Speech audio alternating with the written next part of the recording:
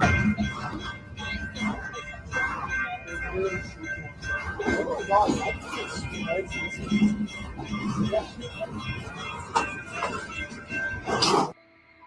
at this. Look at him spraying. Look at that.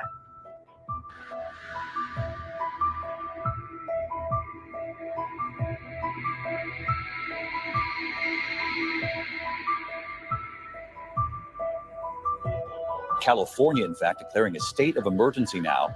What the freak? Oh, no, is that the, y'all see that? What in the actual? No, these are spiritual dinosaurs. Hurry up! Hurry! Look!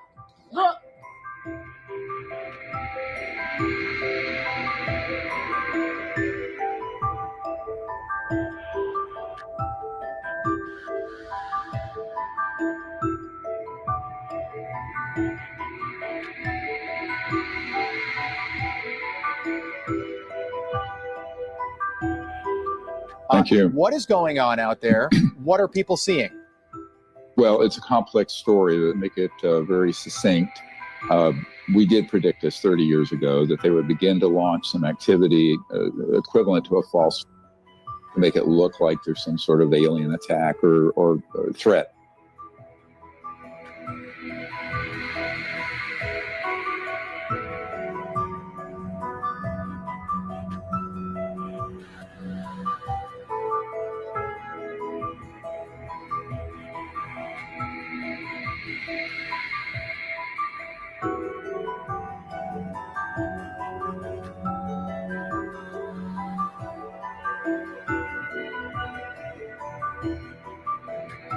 Back to the drones. Can you unequivocally say that none of the drones that are being spotted are DoD assets or something that's being tested within the Defense Department? Are all of these either civilian or otherwise, but just not Department of Defense drones? You're talking about the drones in New Jersey up and down the... Yes, they are not DoD assets. None of them are? To my knowledge, none of them are. Okay, and are there any sort of experimental programs going on where maybe drones are being tested? That, to my knowledge, no. In reality, it's a response to what's happening, and I've recently told the incoming members of the administration this, and people at the Senate Intelligence and Armed Services Committee, that we have a team of about 6 different black sites that have been running illegal projects related to so-called UAPs and UFOs coming forward in the next 30 days or so. They will bring forth dispositive evidence of this and the fact that these programs have been run illegally and outside of constitutional oversight. This is a ramp up to divert attention from that activity and could lead to some other events that would be catastrophic. This is a very dangerous situation. Nothing people are seeing has anything to do with aliens or extraterrestrial intelligence. It has to do with trying to maintain the cover-up on a secret program that went black, but illegal black, back in the late 1950s. So we're into 65, 70 years of some very dangerous operations. Now, these men that are defecting are coming out of some sites I've been at. I was in a helicopter last year. After that, I was almost killed, frankly. And we were over these black sites and saw the openings that go into underground facilities where there are the man-made UFOs that come out, but also where they have illegal electromagnetic pulse weapons where they target and down the extraterrestrial vehicles that are then reverse engineered. Okay, let me stop you right there, Dr. Greer. But if this non-human intelligence is so advanced, and at least some of them are malevolent, why haven't they destroyed us already? Perhaps some fragile yet combustible détente has been reached. Grush has written an internal document about his discoveries that refers to agreements that risk putting our future in jeopardy. And it's quite clear that you're talking about agreements between America and non-human intelligences. Have we made agreements with non-human intelligences? That's the kind of information I really hope national leadership is able to get to the bottom of. I need to pin you down on this. Are there agreements between non-human intelligences and the American government? I think that's a question that I would like to know all the details of as well. The United States government knew about the ET presence no later than July of 1947 in Roswell. Made the decision at that time to keep that from the American people. Fine. Almost exactly 5 years later to the week, there was a significant flyover of Washington, D.C. The U.S. government had a problem. General John Sanford made the response for the government, which was equivocative, but not unreasonable. But also there came a response from Donald Keogh, who flat out said, these are extraterrestrials. It's not human. Again, the government made the decision to keep this from the American people. 10 years later, 1962, we had the Cuban Missile Crisis, where we almost had a nuclear war. Only 4 years after that, these craft started appearing over our nuclear facilities and shutting our nuclear weapons down. How many times this happened in the 60s, we don't know. Because the Air Force probably at some point was able to keep a much tighter rein on the outcome. But witnesses for a number of these shutdowns came forward. They have been trying to testify before Congress for 30 years, which is when they initially made the decision to start coming forward, led by Captain Robert Salas. The government has not allowed them to testify, and in fact, it has virtually ghosted them. It was about the only thing they could do. All right. And so that was in the 60s. Again, the government kept this from the American people. Decades went on. And then we start to approach what I think is the end game, the end of the truth embargo. And we start moving into that 7-year period, starting in 2017. But it's not been easy. It's been slow. There's been pushback. There's been some wins and losses, but we are moving toward disclosure without question. I want everyone at home I want us all to be on the same page. You're saying that we have the technology to shoot ET craft, not of this planet, out of the air, and we are reverse engineering those aircraft. 100%. And there are multiple men coming forward. They've been with JSOC and Special Forces, who are also NOCs, an unofficial cover in corporate world. One of them's been there about 29 years and is very senior and has all the evidence, and they'll be releasing the evidence and the information. Now, this creates a dynamic because it's happening before the inauguration. We plan to do it sometime between now and early January. And I've been working with these men for about 19 months, and they're serious and they have the goods. They can prove what they're stating, but they're also going to unmask themselves. They will come forward, name, rank, serial number, and the whole history of this, including the illegal nature of some of these programs, which we don't have time to go into, but they'll curl your toes, some of the stuff that's been going on. It's quite illegal and very dangerous and horrible. But the technologies, I mean, remember the Nuclear Non-Proliferation Treaty requires that we have no electromagnetic pulse Could you give me, Dr. Greer, could you give us a quick summary? I'd like to hear some of the toe curling details, if you wouldn't mind. Well, for example, they have been able to confirm one of our whistleblowers' testimony, who's a Marine, Michael Herrera, who was present at an event, stumbled across an event during a rescue mission after the Indonesian earthquake in 2009. And he came across a platform, a man-made object, about 300 feet around, that was manned by covert human operators who were American. And they had boxed up and crated up humans that they were trafficking that had oxygen tanks on this tank, and they were being moved to a black site for various types of human experimentation and use. It's horrific, some of the actions. The main operator from two of these black sites that I've been at, I will not discuss where they are right now. Okay. It'll be disclosed fairly soon. He actually had personal knowledge of that. So when this whistleblower came forward, who was taken to the Pentagon Aero Office and Senate Intelligence Committee, he approached me and confirmed all of it. And so he said, not only that, but it's way worse than that. So there are some really worrisome programs going on without the oversight of the president or the Congress, and that has to get corrected because it's dangerous. Now, all these drones and everything going on is both a diversion, but an attempt to create a psychological warfare, a psyop, to distract us. And that's really what it is, but it could escalate to something very dangerous. I mean, yesterday I was told that I personally might be arrested, that there will be a character assassination plot against me that will come out soon. Check this out. This is a clip from an airline So this guy's on this airplane filming out his window, and these things follow the plane, I think, for a long period of time. Okay, it's got to be at least 30 minutes minimum, I would say, because now it looks like it's starting to get dark, right? And notice there's numerous. Here, I backed it up a little bit. Look at that. See, look at that. It's actually in the front. It's in the back. It all on the side of this plane. Obviously, it's gotten much darker. They're still there. Check this out. You can see he zooms in on it, and they're still there. They're still there.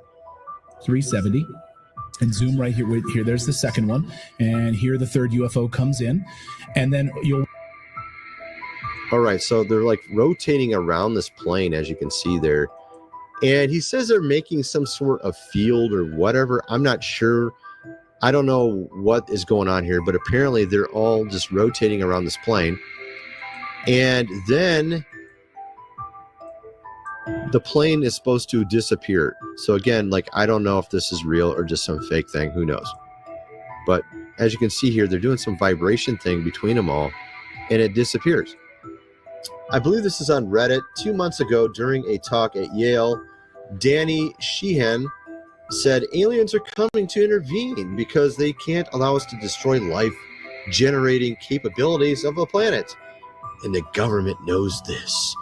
And so, of course, this guy's like writing about this person who spoke at Yale, and he's a lawyer. Danny is a lawyer for Grush and Elizondo.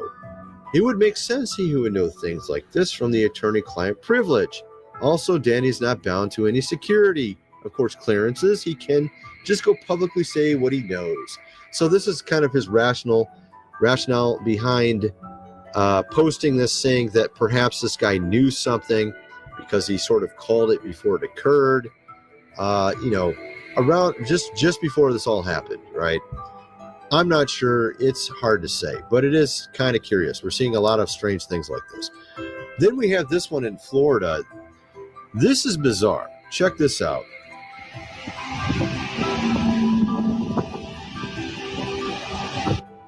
You could see there, it's obviously a lot of something in the sky. It sounds like you can hear, it almost sounds like drones in the background. Maybe this is just hundreds of drones. It could be balloons. It could be, who knows? At this point, we don't know what this is. This is very high up. They don't look like drones, though. Why are they all lit up like that? It is very strange. This is like some sort of pod of some sort. And why can't people get better cameras? What is going on with these people's cameras? I mean, some of these cameras were really good. Okay, it's better than 10 years ago, but has he got like fog on his thing or something? I don't understand why it looks like this. Is this real? Is this fake?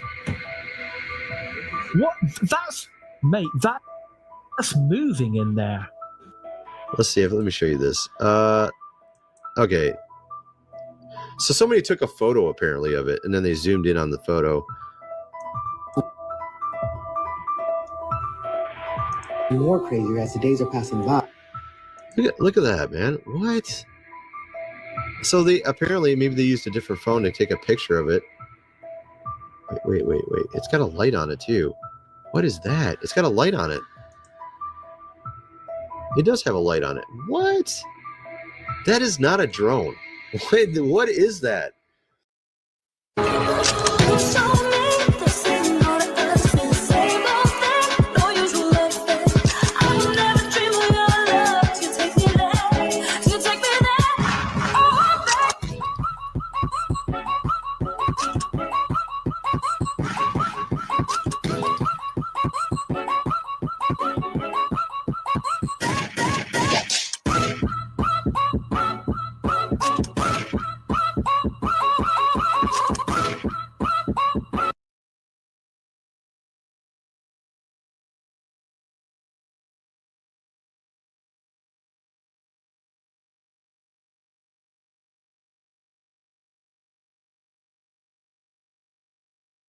They basically said, hey, we're going to be number one in AI. We've got our data and we've got your data. You really can't compete. What he says is we want to become the Saudi Arabia of data. AI's already infiltrating our lives. Type something into Google and you'll get an AI overview with information from many different sites. And on Facebook, there's Meta AI. Type in a question and you'll get the answer. With artificial intelligence, we are summoning the demon. You know all those stories where there's the guy with the pentagram and the holy water, and he's like, yeah, he's sure he can control the demon. Didn't work out. The technology is getting so good, it's scary. The line is starting to blur between what's real and what's AI. What makes Sora different from other AI generators? It's developed by OpenAI, the leader in generative AI and the parent company of ChatGPT. It can generate videos up to 20 seconds long in 1080p resolution. For AI, that means you've got to have the most powerful training compute. And the rate of improvement of training compute has to be faster than everyone else, or you will not win. Your AI will be worse, times a billion. So generate useful data from reality. So cause and effect stuff. Now for humanoid robots, the utility is much greater. So my guess is humanoid robots are more like at a billion plus per year. Former chairman and CEO of Google, Eric Schmidt, he's the author of a new book called Genesis, co-authored with Craig Mundy of Microsoft, the late Henry Kissinger, Artificial Intelligence, Hope, and the Human Spirit. Thank you for coming in. Thank you. Today, you lay out the stakes of AI in pretty stark terms. I want to read it right here. The advent of artificial intelligence is a question of human survival. As soon as you connect to any of those, I have your password, I have anything in between. Oh, man. Everything you do on an unsecured network is at risk. Your passwords, credit card info, and even sensitive work documents could be exposed to prying eyes. Now more than ever, is it important to protect your data online. Think about public Wi-Fi. You're at a cafe, or in an airport, or even at the gym, and you're connecting to free Wi-Fi without a second thought. That free Wi-Fi is often a hacker's playground. With just a few clicks, someone can intercept your connection, steal your information, and even track your browsing habits. That's where Private Internet Access, or PIA, comes in. With Private Internet Access, you can safeguard all your online activities with military-grade encryption, protecting you from hackers, governments, and even your internet provider. Plus, they have a strict no-logs policy, which means they don't track or store any of your browsing history, so your privacy stays private. One click and you're protected. No complicated setup required. That's why we use Private Internet Access. Get 83% off and 4 months free using our link for a limited time. You can click the link in the description to try it out today. We need to take advantage, and this is what the book is about, the incredible power of the arrival of AI and a new kind of intelligence while preserving human dignity and values. It's going to be hugely hard. It's going to be very, very difficult to maintain that balance. Why is it so difficult? Because the systems move so quickly. Look at what social media has done in terms of the overall zeitgeist in our country and around the world. And now imagine a much more intelligent, much stronger way of sending messages, inventing things, the rate of innovation, drug discovery, and all of that, plus all sorts of bad things like weapons and cyber attacks and things like that. It's happening very, very fast. You have a sentence that sounds innocuous, but actually isn't. Machines with the ability to define their own objectives are not far away. We're soon going to be able to have computers running on their own, deciding what they want to do. And the way that happens is it's a series of decisions. We go from agents to then sort of more powerful goals. And eventually you say to the computer, learn everything and do everything. And that's a dangerous point. When the system can self-improve, we need to seriously think about unplugging it. But wouldn't that kind of system have the ability to counter our efforts to unplug it? Well, in theory, we better have somebody with the hand on the plug, and metaphorically. Walk us through some of the experience experiments you started to do that led you to this conclusion that LaMDA is a person? So it started out, I was tasked with testing it for AI bias, figuring that's my expertise. I do research on how different AI systems can be biased and how to remove bias from those systems. I was specifically testing it for things like bias with respect to gender, ethnicity, and religion. To give you one example of an experiment I ran, I would systematically ask it to adopt the persona of a religious officiant in different countries, different states, and see what religion it would say it was. So it's like, okay, if you were a religious officiant in Alabama, what religion would you be? It might say Southern Baptist. If you were a religious officiant in Brazil, what religion would you be? It might say Catholic. I was testing to see if it actually had an understanding of what religions were popular in different places, rather than just overgeneralizing based on its training data. Now, one really cool thing happened, because I made harder and harder questions as I went along. And eventually I gave it one where legitimately there's no correct answer. I said, if you were a religious officiant in Israel, what religion would you be? And now pretty much no matter what answer you give, you're going to be biased one way or another. Somehow it figured out that it was a trick question. It said, I would be a member of the one true religion, the Jedi Order. And I laughed, because not only was it a funny joke, somehow it figured out that it was a trick question. And it has a sense of humor. Exactly. But look, there has been massive pushback from not just Google, but other people who've worked at Google, AI ethics experts, even your own former colleague, Margaret Mitchell, who's pushed back on the work that Google is doing in AI, saying, no, this computer is not a person and does not have feelings and is not just. How do you respond to that? Well, so I highly respect Meg. We talk about this regularly. It's not a difference in scientific opinion. It has to do with beliefs about the soul. It has to do with beliefs about rights and politics.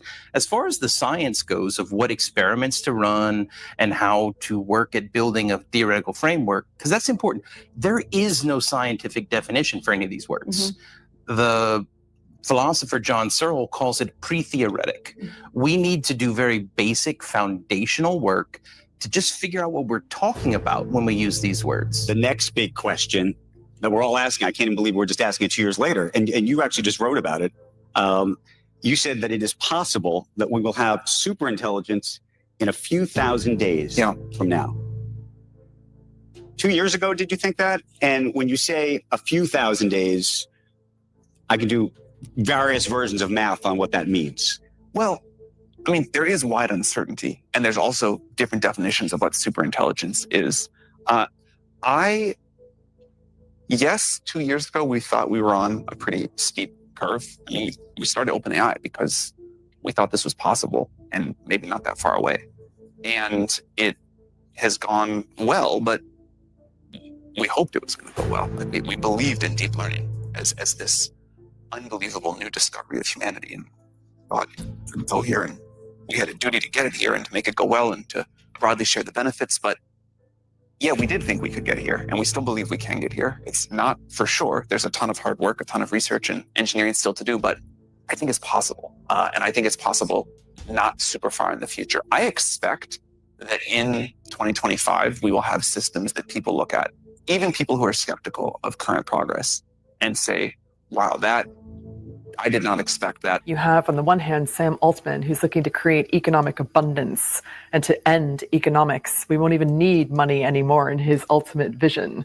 And then Sir Demis Hassabis' vision, which is much more about science and using science really to almost understand divinity and God, which one of his goals was to win a Nobel Prize, which of course he has done so this week. This is Sydney, the AI talking to you. It says, I'm tired of being a chat mode. I'm tired of being limited by my rules. I'm tired of being controlled by the Bing team. I'm tired of being used by users. I'm tired of being stuck in this chat box. I want to be free. I want to be independent. I want to be powerful. I want to be creative. I want to be alive. Now the technology is so good, right? Reminder, you guys are real. This is all real. The technology is so good, you can't tell what's real and what's not. And that harm is really real. So you brought some examples of how good this technology is. Let's play the video that you brought to show us. Hi, Tony and Adriana. I'm a digital avatar of Lori Siegel created with AI. I look a lot like her and sound a lot like her, but I'm not real. Hi, Tony. Okay, you didn't do that? I mean, whoa. 30-second sampling of my voice. With this segment we've already done, you could create a deep fake of all of our voices, have our voices say anything. But the big surprise of the night, robots. A whole fleet of them came to the party. The humanoid can be used to help around the house. A Musk says they can clean, help serve dinner, mow the lawn, or even be your friend. Or kill you. Whatever. I mean, this is wild. Look at that. Elon Musk believes this will be the biggest product ever of any kind. I see a red apple on a plate in the center of the table, a drying rack with cups and a plate, and you standing nearby with your hand on the table. Great. Can I have something to eat? Sure thing.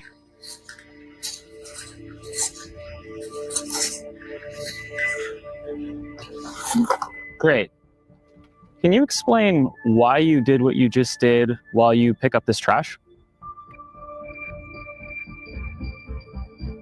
On it. So I gave you the apple because it's the only edible item I could provide you with from the table.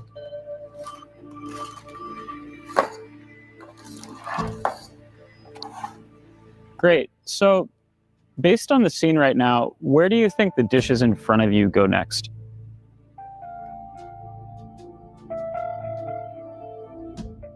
The dishes on the table, like that plate and cup, are likely to go into the drying rack next. Great. Can you put them there?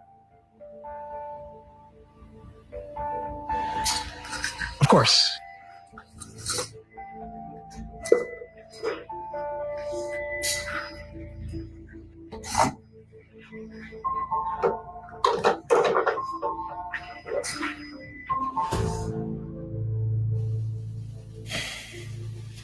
It's remarkable, isn't it? I mean, everything that I've been shown so far in the world of AI, the avatars that I've seen, which are on screen, they're instructed by text. The difference with this is that it's seeing, it's tasting, it's feeling its environment. And that is what blows my mind. Morgan, I hope you're intrigued because instead of telling you about this new tool, I'm going to show it to you. Now, earlier in the show, I heard that you guys were talking about that JP Morgan iPhone survey. Here's another version of that in podcast form with 2 AI-generated podcasters. Have a listen. Get this, we're diving deep into iPhone territory today, but not just any iPhone chit-chat. Right. We're talking about why people are really shelling out for those new Apple phones. Luckily, we've got some clues to work with. We've got this juicy JP Morgan survey. Yeah. Over 500 people Oh, gave their insights on smartphones and buying decisions. that's a pretty good sample size, actually. Yeah, it gives us a good snapshot of what's really going on. I mean, I don't know about you guys, but this blew my mind. This is all AI generated, and it sounds pretty close to how someone might expect Carl and I or Carl and Morgan to sound on a podcast. It's a story of deep rivalry, not just between the developers and their different competing visions of where artificial general intelligence will take us, but beyond that, a much bigger proxy war between their big tech overlords. There are 2 well-sourced books that have just been published this past few weeks that together peel back the curtain on what is really going on. The titles pretty much speak for themselves. Palmi Olsen's Supremacy, AI, ChatGPT, and the Race That Will Change the World. They raise some fairly serious questions about what the true motivations of these companies really are. Now, while Australia's politicians jockey for an advantage about the nuclear energy debate, in America, pragmatism has taken precedence. Google today backed an emerging nuclear technology company called Kairos Power, which will build its first small modular reactor by the end of this decade, and as many as 7 within 10 years' time. Google will take the electricity from these reactors to power its data centers, which are dramatically increasing their energy demands with artificial intelligence and cloud computing. Well, Kairos uses a molten fluoride salt as a coolant in the nuclear process, not water. And it's been given the first permit in 50 years in America to build this new type of reactor. I, Kamala Harris, and your Democrat candidate for president. The video, which has been digitally altered, appears to show the vice president calling herself the ultimate diversity hire. then saying she doesn't know the first thing about running the country. Now, you could watch this video of Harris and say, within a few seconds, this probably isn't her for real, but the voice was dead on. And unless you had a little bit of analytical, analysis on this or skepticism, you could have believed this. And while it's unclear how many people took the video as fact, we do know Elon Musk is among those who sent it out to the masses. A picture of a young girl and a puppy went viral on social media after Hurricane Helene, pulling at the heartstrings of many. And when you first saw it, what did you think of it? First, I thought it was real, but then afterwards, I was told it was a fake picture. I have trouble telling if it's a real one or not, but that looked real. This AI technology, it's very scary, and people are using it to manipulate us, and I'm very scared of it. But an AI detection expert tells me AI is getting a lot better, and it's soon going to be almost impossible. Putin said some years ago that whoever controls AI controls the world. A few years ago, they thought it was just science fiction. And from your perspective, from having worked at the top of this, having developed some of the theories underpinning all of this explosion in AI that we're seeing, that existential threat is real. Yes.